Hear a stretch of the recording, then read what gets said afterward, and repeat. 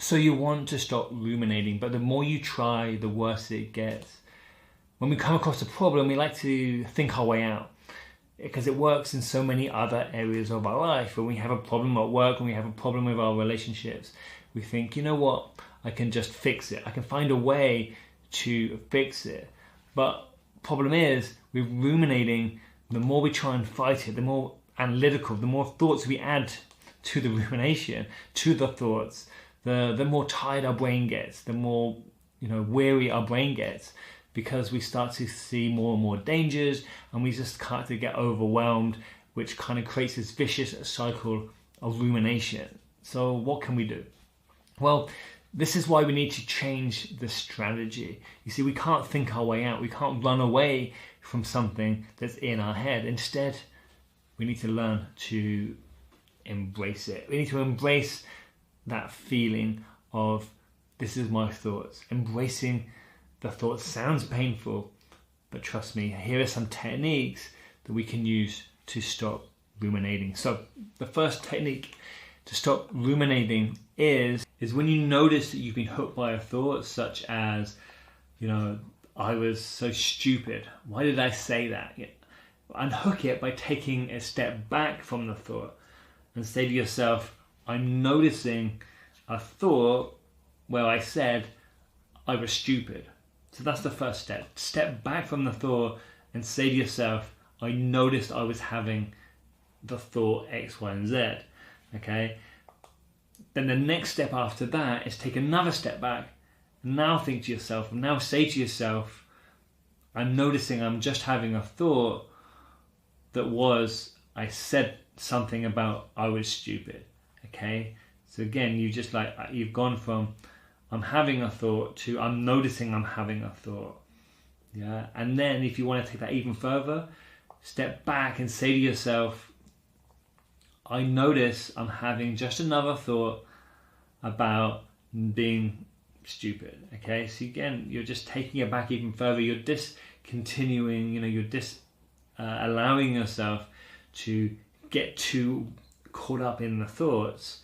So even further back than that, you could say, I'm noticing I'm having just another judgment type of thought. So again, you just kind of really, really blank. And if you want to, you can even add, you could say, I'm noticing that I'm having a thought. You could say, I'm noticing that it's having a thought. I'm noticing that Bob's having a thought. Like, you could give that part of your brain that's coming up with these thoughts a name to show that it's not you. You could even say, I'm noticing a thought that from the voice in my head, the little voice in my head, the inner critic in my head, that's learnt to be negative because of the people that I used to hang around with, because of my upbringing, because of my narcissistic relationship. So again, you can really step back, put it in its place, and explain to yourself while doing this why it is that you're having this negative thought. Now, before I move on to the next tip, if you want to learn more about healing from narc abuse, then make sure to check out the link in the description box and the comment section below, because I have a free training that I'm going to dive deep into how to break free and how to rebuild your life after narcissistic abuse. Now, this masterclass is going to walk you through everything that you need to know in order to put everything behind you, put the narcissist behind you, and now live a way that is aligned with your true, authentic self, and learn what it means to live with purpose. And yeah, if that's interesting to you, then please just click on the link and sign up for the free training. Now, the next tip is to change the tempo. So you can try singing it, you can try slowing it down, you could try, just making the words so slow that you can't even understand them. So you could be like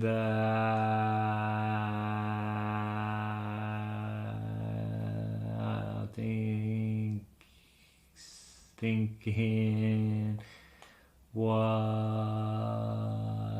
up here. But make it so hard to say that you can't literally understand what you're trying to say. Okay, so just slow it down to the I'm the right. That is so your brain just goes, what the hell are you on about, okay? Because you slowed it down so much that it's unrecognizable. And if you want to sing it, you can sing it in a, a silly way, like, I don't know, use a happy birthday theme or something. So I'm happy birthday. I don't know how to do that. Happy birthday to me. I'm thinking that I'm having a thought that I am stupid. La la la. Isn't this stupid? What the hell am I doing? Right? This is not only there's a pattern interrupts that pattern of like being negative. It's suddenly like, well, what the hell? There's like happy music and you're being silly in your head. This is unusual, and it really confuses the brain. Helps to kind of detach from the belief that the thoughts, the ruminating thoughts, were real. So yeah, and again, by doing that, by slowing it down, you're changing the context. Yeah, you're changing the context. In fact, neuroscience has shown that avoiding your thoughts is actually, the worst thing to do. It's actually making them stronger. We've got to ask why it's so important that we brace them.